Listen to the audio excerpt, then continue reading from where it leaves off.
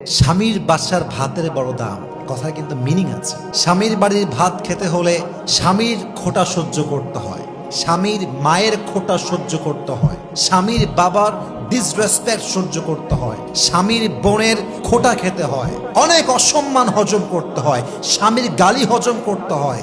তাই মেয়েরা বলে স্বামীর বাড়ির ভাতের বড় দাম।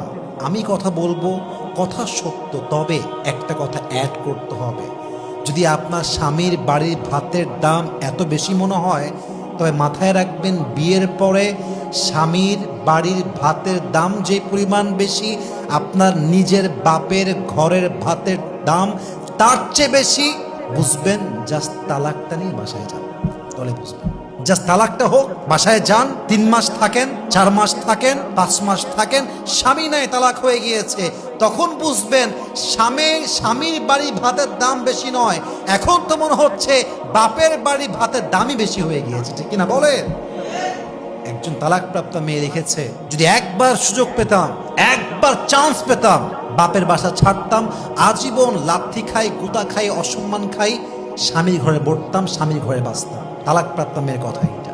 অতএব মাথায় রাখতে হবে, যদি স্বামীর অবদান স্বীকার করতে না পারেন, স্বামী খাওয়াচ্ছে, স্বামী পড়াচ্ছে, যা হোক, তা বাসায় রাখছে তো, যাই হোক কারেন্ট বিল দিচ্ছে তো, যাই হোক খাওয়াচ্ছে তো, নুন পাত পান্তা ভাত যাই হোক খাওয়াচ্ছে তো, স্যাক্রিফাইস স্বীকার করেন যে স্বামী আপনি যা করছেন enough, it's enough for me, আলহামদুলিল্লাহ, উই আর সো হ্যাপি, আমরা খুশি আছি। এই একটা বাক্য স্বামীর মনকে প্রফুল্ল করে দেয়, শান্ত করে দেয়। ঠিক কিনা বলেন সবাই?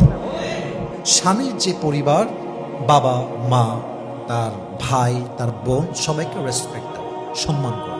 এখন অনেক মেয়ে আমাকে কমপ্লেন করে যে হুজুর, আমি আমার শ্বশুরকে ভালোবাসি, শাশুড়িকেও ভালোবাসি, কিন্তু তারা আমাকে দেখলেই পরের মতো আচরণ করে, কথাবার্তা খুব খুব ক্রিটিসাইজ করে বলে, বাজে বাজে কথা বলে, আমি তো হজম করতে পারি না। আমি বলি, বোন, আপনাকে হজম করতেই হবে, হজম আপনাকে করতেই হবে।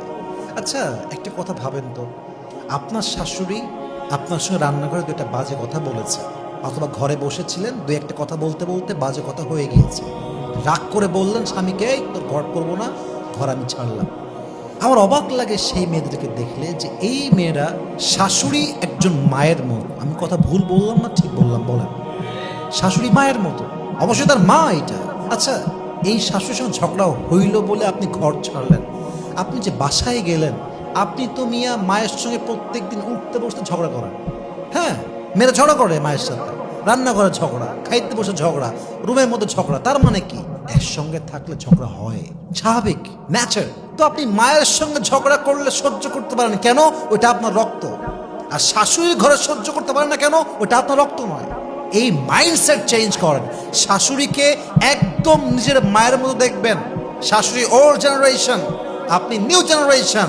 আপনার শাশুড়ির চাইতে আপনাকে আরো বেশি স্মার্ট হতে হবে, তবে আপনি সাংসারিক জীবনে সুখী হতে পারবেন। ঠিক কিনা বলেন?